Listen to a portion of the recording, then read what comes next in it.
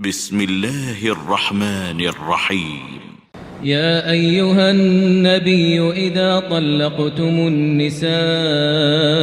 فطلقوهن لعدتهن وأحصوا العدة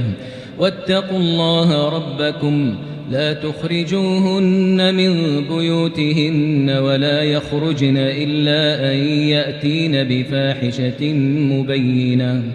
وتلك حدود الله ومن يتعد حدود الله فقد ظلم نفسه لا تدري لعل الله يحدث بعد ذلك أمرا فإذا بلغن أجلهن فأمسكوهن بمعروف أو فارقوهن بمعروف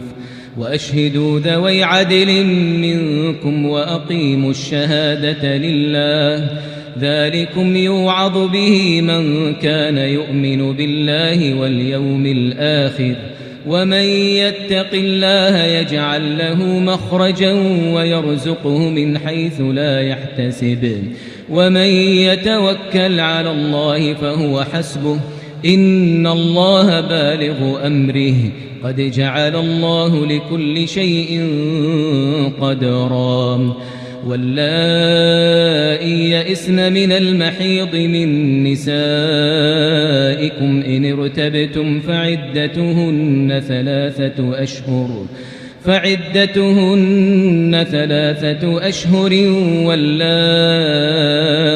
لم يحضن وأولاة الأحمال أجلهن أن يضعن حملهن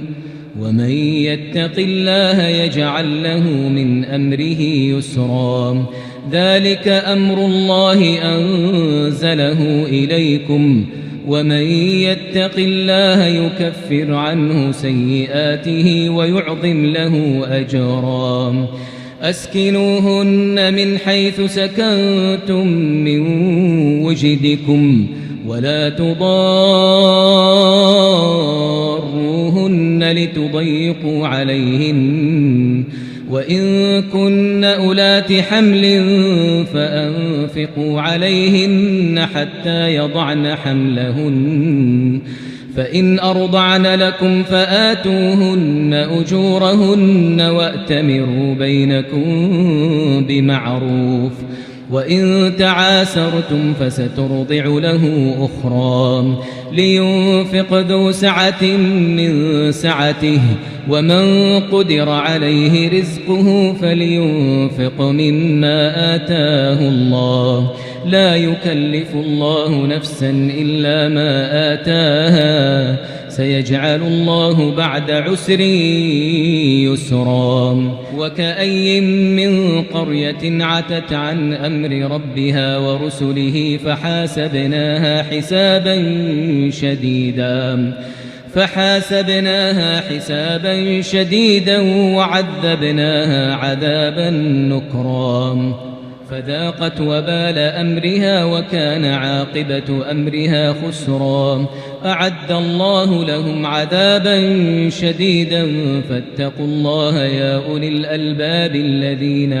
آمنوا قد أنزل الله إليكم ذكرا رسولا يتلو عليكم آيات الله مبينات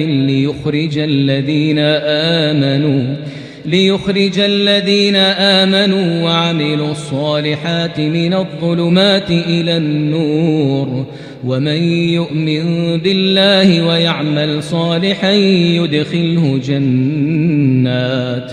يدخله جنات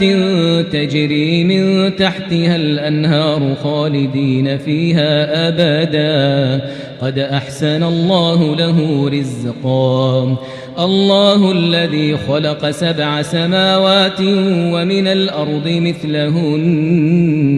يتنزل الأمر بينهن لتعلموا أن الله على كل شيء قدير وأن الله قد أحاط بكل شيء علما.